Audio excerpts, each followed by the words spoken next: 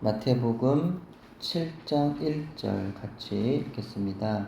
비판을 받지 아니하려거든 비판하지 말라. 아멘. 우리는 교회에 다니는 사람이 아니라 예수님을 믿는 사람이 되어야 합니다. 예수님을 믿는 사람이 되었는지 알 수 있으려면 이 질문을 스스로에게 던져보면 됩니다. 당신은 지금까지 자신보다 더 악질인 사람을 만나본 적이 있습니까?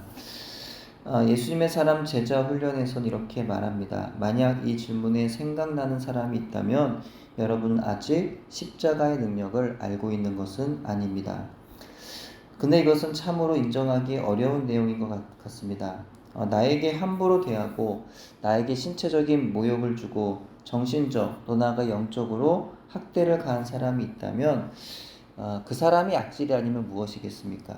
적어도 사람은 사는 동안 나보다 악질인 사람을 살면서 만나게 되지를 않나요? 저도 생각나는 사람 몇 명 있는 것을 보면 저는 아직도 십자가의 능력을 제대로 잘 알지는 못하는 것 같습니다.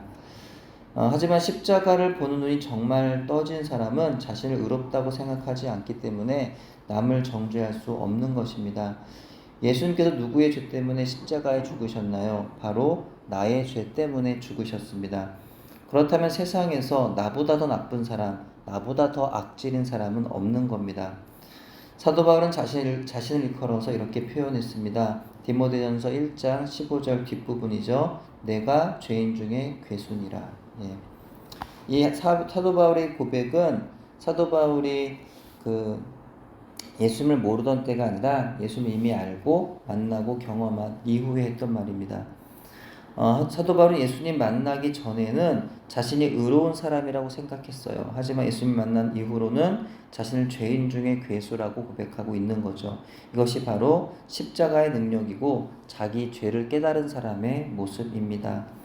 오늘 본문 보시면은 예수님은요, 남을 비판하지 말아라 말씀합니다. 근데 왜 남을 비판하지 말라고 하신 걸까요? 그것은 남을 비판하는 그 비판이 자기에게 돌아올 것이기 때문입니다. 우린 다른 사람의 교만을 비난하지만 우리도 교만을 가지고 있음을 인정하지 않습니다. 우리는 다른 사람의 거짓을 지적하면서 자기도 거짓을 가지고 있음을 잊습니다. 다른 사람의 이기적인 모습에 대해 흉을 보면서 자기도 이기적이라는 사실을 부정합니다. 하지만 우리가 십자가의 능력으로 거듭나면 가장 먼저 나의 이 죄가 깨달아지게 된다는 거죠. 그래서 다른 사람에 대해서 더 이상은 할 말이 없어지는 겁니다. 성경은 우리에게 다른 사람의 죄와 구원의 문제에 대해서 판단하기 이전에 나의 죄와 구원의 문제에 스스로 직면하기를 요구합니다. 성경은 우리에게 다른 사람이 주님께 쓰임받는 문제에 대해서 부러워하거나 신경을 쓸 것이 아니라 내가 주님께 쓰임받음에 감사함으로 순종할 것을 요구합니다. 요한복음 21장 21절에 보시면 베드로가 부활하신 예수님을 만나서 예수님을 따를 것과 목양의 사명을 받고 나서 그 자리에 있던 아마도 요한으로 보이는 또 다른 예수님이 사랑하시던 그 제자를 가리키며 이렇게 묻는 장면이 기록되어 있습니다. 주님, 이 사람은 어떻게 되겠사옵나이까? 그래서 예수님이 이렇게 대답을 하셨죠. 내가 올 때까지 그를 머물게 할지라도 내게 무슨 상관이냐? 너는 나를 따르라. 예수님을 만난 사도로서의 권위가 회복된 후 사명을 다시 받은 베드로는 이제 예수님이 사랑하시던 제자 요한의 장래가 어떻게 될지 궁금했나 봅니다. 하지만 예수님의 답변은요, 오직 너 자신의 사명에만 충실해라 라는 것이었어요. 베드로 비롯한 제자들은요, 일전에도 서로 누가 큰지 비교하다가 싸웠던 적이 있었습니다. 자기를 다른 사람과 비교하면서 불만을 품고 맡은 사명에 충성을 다하지 못하는 것은 사탄이 성도와 교회를 약화시킬 때 즐겨 쓰는 방법입니다. 하지만 우리는 사람을 바라보면서 이 비교의 함정에 빠지지 말아야 하는 겁니다. 우리의 신앙생활의 기본은요, 하나님과 나와의 관계입니다. 내가 예수님을 믿어서 내가 예수님의 구원의 은총을 누리며 내가 하나님의 자녀됨의 영광을 기뻐하면서 사는 겁니다. 다른 사람을 위해서 축복해주고 다른 사람들이 하나님의 백성으로 잘 서도록 섬기는 건 좋지만 나와 다른 사람의 믿음의 크기나 분량, 하나님께 받은 은혜 또는 사명의 정도를 비교하거나 다른 사람의 믿음의 연약함이나 죄를 판단하고 비방하는 행동은 우리에게 전혀 유익이 되지 않음을 기억해야 합니다. 하지만 우리는 세상에 살면서 늘 다른 사람들과 비교하는 것에 익숙하죠.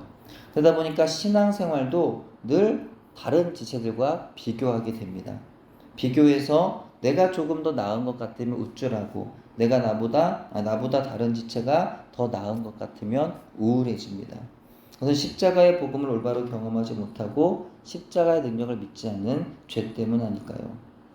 오늘 말씀에서 새롭게 깨닫게 되는 저의 죄가 있습니다. 제가 아직도 여전히 다른 사람들에 대해서 할 말이 많은 걸 보면 전 아직도 십자가의 복음 앞에 제대로 서지를 못했다는 사실입니다. 제가 아직도 이 부분에서 십자가 능력으로 거듭나지를 못한 거라는 거예요. 지금도 여전히 다른 것과 틀린 것에 대한 불편함이 있고 사람들을 바라볼 때 판단하게 되는 것은 십자가 앞에서 저의 죄를 아직도 분명히 바라보지를 않아서인 것 같습니다. 예수님을 정말 만나면 다른 사람들에 대해서 가지던 마음의 돌이 내려놓아집니다.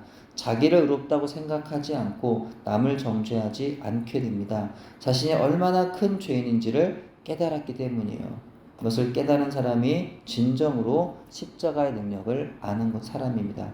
이런 사람을 만날수록 은혜롭고 이런 사람이 모여 천국 같은 가정, 천국 같은 교회를 이루게 되는 것입니다. 이 십자가의 복음을 깨달아 알아서 우리의 가정과 교회, 여러분의 또한 가정이 천국과 같기를 주의 이름으로 소원합니다. 기도합니다. 하나님, 전 아직도 주변에 옳지 못한 것, 틀린 것을 보거나 들을 때면 마음이 불편합니다. 때로는 화도 납니다. 하나님, 이것이 과연 하나님의 의로운 분노인 걸까요? 아니면 바리새인과 같은 자기 의의 죄에 빠진 저의 모습인 걸까요? 하나님, 형제와 이웃을 바라보며 판단하고 정죄하는 저의 태도를 죄로 여기고 회개합니다. 용서하여 주옵소서. 예수님의 십자가 복음 앞에서 먼저 저의 악한 죄를 발견하게 해주시고 이로 인한 남의 죄에 대해서는 이제 할 말이 없게 하옵소서. 우리 성도들에게도 자기 죄를 발견하여 서로 정죄하지 않고 사랑으로 긍휼히 여기는 관계가 되게 하여 주셔서 우리의 교회와 가정이 천국과 같아지도록 인도하여 주옵소서. 예수님 이름으로 기도합니다. 아멘.